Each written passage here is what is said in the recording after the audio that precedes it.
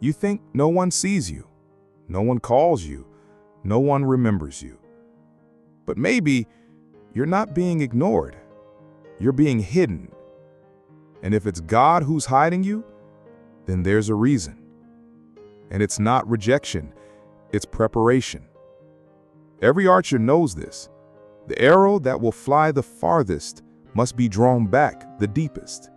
It's not discarded, it's held, hidden in the quiver, pulled close to the heart of the archer, waiting for the moment that cannot be rushed.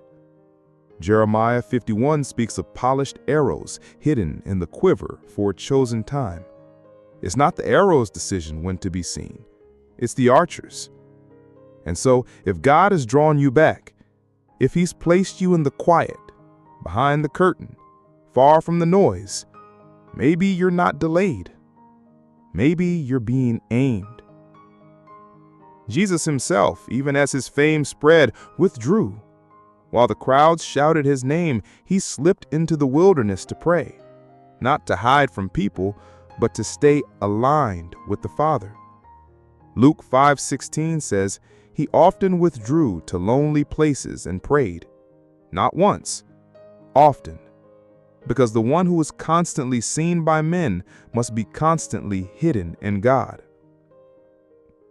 So, if you felt invisible, overlooked, or forgotten, hear this: God does not waste those who wait in Him. He's not ignoring you. He's refining you.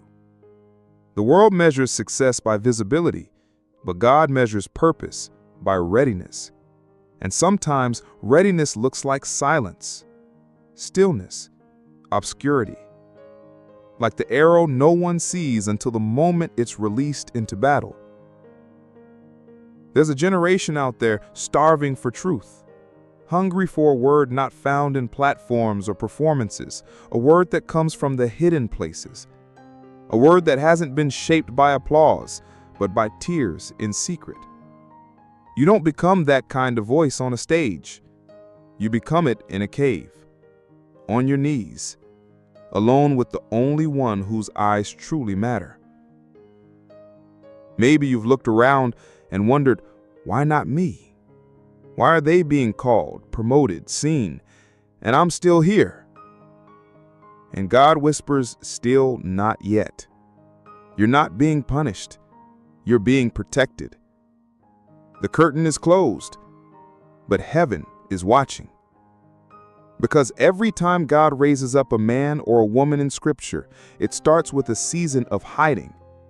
Moses, David, Esther, Paul, even Jesus, hidden first, shaped in silence, tested in private.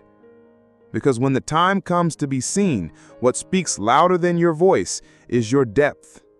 And that depth is born in the hidden place. What if your silence is building your sound? What if your delay is building your launch? What if the reason no one has seen you yet is because God is polishing the edge of your soul so it can pierce through a generation? Don't despise the quiver. Don't rush the archer. You're not forgotten. You're being reserved. There will come a day when the curtain lifts, when the crowd cries for one more voice, one more truth, one more arrow. And you'll hear the whisper of God say, now.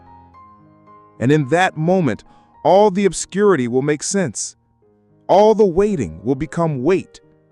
All the silence will explode into sound, because God does not waste a single second in hiding those He intends to reveal.